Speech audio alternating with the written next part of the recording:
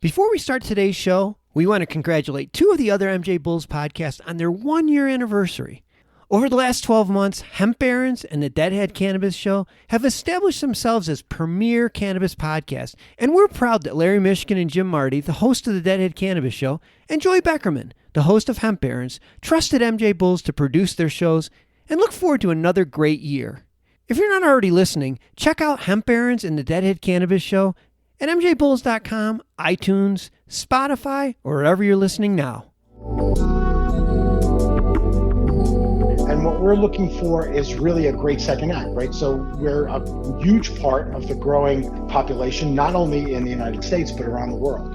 So when we looked at the marketplace, we saw, look, people living longer, living better, wanting more, have the largest concentration of wealth. And as Dennis said, have these common kind of complaints of sleep, pain, cognitive health, and anxiety. And we put all of that together to create Wisdon Essentials on the products that we're going to bring to market. From MJBulls Media, it's the Raising Cannabis Capital Show. I'm Dan Humiston, and on today's show, how these two 50-something businessmen's second act is to create products for other people's second act.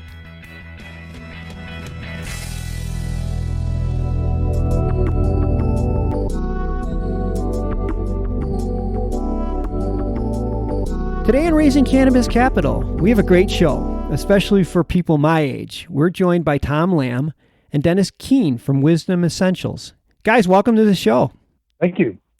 Well, I've been really looking forward to having you on the show because Wisdon Essentials products are designed for people in my age, a group that I read this on your website, you refer to as modern midlifers. I don't know if I like that or not, but to get things started, can you explain to our listeners exactly who this group is and why it's necessary to have products designed specifically for us? Yeah, Dan, thanks for that question. Modern midlifers is more than age. It's much more about attitude and, frankly, opportunity and wisdom, hence the name Wisdon Essentials. When we looked at the marketplace and we saw what our cohort is looking for and what the modern midlifer is specifically looking for, they want to feel good in the pursuit of their next acts. Our age group. Yeah, our age groups. Yeah, exactly. Yeah, I think when we first started this thing, and Tom and me are both in our mid-50s, but what was out there in the market really wasn't speaking to us. It seemed to be like they were going for people who were going to Coachella and Sundance festivals and South by Southwest, and they weren't really speaking to us and making products that were designed for our age group. And frankly, our age group is the ones that could use CBD-based products more than any age group, really. You know, our regular listeners know that I just love businesses and products with narrowly defined markets. That's why I look for companies that are narrow and deep.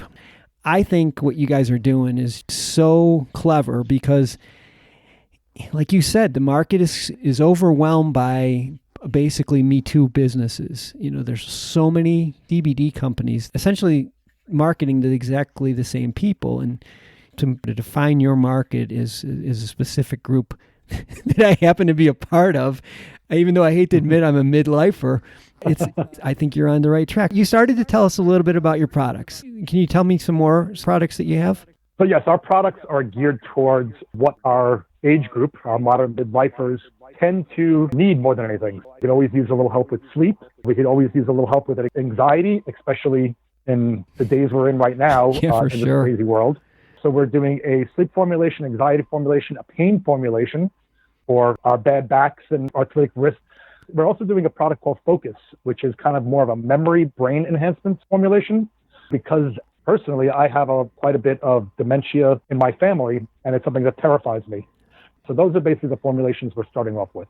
I think you're really onto something. I hate to admit it that I'm writing things down way more than I had to, or otherwise I forget. And you're right, the anxiety at this time in our lives, this crisis going on, is probably at an all-time high. Yeah, you're hitting all the key points for guys our age, that's for sure. You know, we're not the old, retired, kind of geriatric people we all have in our minds, right? That we've all been kind of fed throughout time. We're much more vital, we're much more active, and we're much more curious and inquisitive than, frankly, we've ever been before. We're living longer, we're living better. Frankly, our cohort owns 70% of the wealth, And what we're looking for is really a great second act, right? So we're a huge part of the growing population, not only in the United States, but around the world. So when we looked at the marketplace, we saw, look, people living longer, living better, wanting more, have the largest concentration of wealth. And as Denis said, have these common kind of complaints of sleep, pain, cognitive health, and anxiety. And we put all of that together to create Wisdon Essentials and the products that we're going to bring to market. That's good. I love that second act. It's inspiring, right? We're only halfway. Well, when we were first starting this whole thing, we were sitting down kind of focus group and doing it all out, I was like, we're not dead yet. I just turned 56. I'm alive. I'm going. I still want to learn new things and try new things. And I think society has kind of lied to us and pushed us to the side. You guys are almost 60. It's time for you to get out of the way.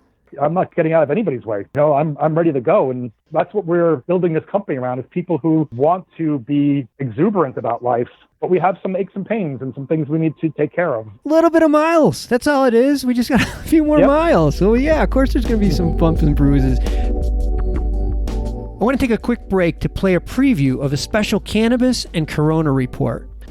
We were frequently fielding calls from multi-state operators trying to gobble up as many licenses as they can throughout the country.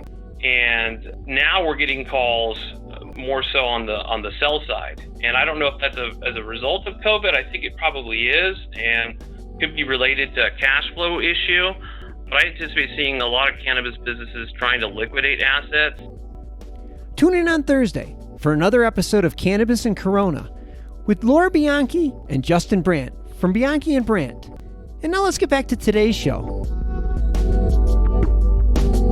Talk about your go-to-market strategy. Like, how are we going to get this into everybody's hands? So we basically have a three-pronged strategy that we want to go after. Obviously, e-commerce, because e-commerce is the way of the future, and that's the easiest way to get scale and to reach as many people as possible. So we're building, an e-commerce platform right now, and bringing these products to market kind of one at a time, but quickly, but one at a time, so that we're not wasting a lot of time. We're getting in market, getting our name out there, and letting everybody kind of see who we are and get introduced to us. Mm-hmm. So e-commerce is one. Second is that we'll be looking at opportunities to kind of direct market to where the modern mid-lifers are spending their, basically their second acts. So we're going to look for communities and states and cities where folks are going to pursue their next business, mm-hmm. or their next piece of education, or whatever it is their next goal is. So we'll be looking at that specifically around places like North Carolina, South Carolina, and Southwest. So that's two. And then third is, at some point we'll be doing some more traditional retail and dispensary distribution, and we've got a couple of partnerships that are lining up for us there. By the end of this process, we'll have a three-pronged retail strategy as far as our business plan is concerned. Yeah, I think that makes a lot of sense, especially the part about going to areas where we're heading. We're getting away from the cold weather and, moving down into the Carolinas and launching our second act there. I think that makes a lot of sense. Everything that you just laid out, pretty expensive. And fortunately, it's basically front-loaded process. You got to spend the money on all that before you start making any money. So will you be raising capital to help fund this stage? So right now we have self-funded up to this point. Once we have everything there, then we will be looking to raise capital to kind of add fuel to the fire. There's a million companies out there saying, hey, we're going to be doing CBD. And investors have kind of glazed over their eyes a little bit with that pitch. So we're supposed to invest in a concept. We're going to have real sales, real products for people to touch, feel, and then hopefully invest.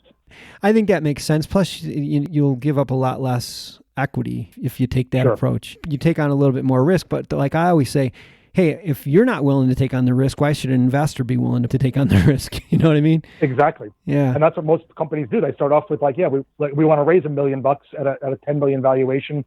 And it's all this pie in the sky concept, nothing you can touch, feel, where we felt it's more honest, more ethical to actually do this and then show what we have and then try and raise capital from there. Yeah, Tom, you started to say something? To Denis's point, we got some early feedback from some folks who basically said, look, cannabis is a really hot topic, and people are saying it's a proof of concept.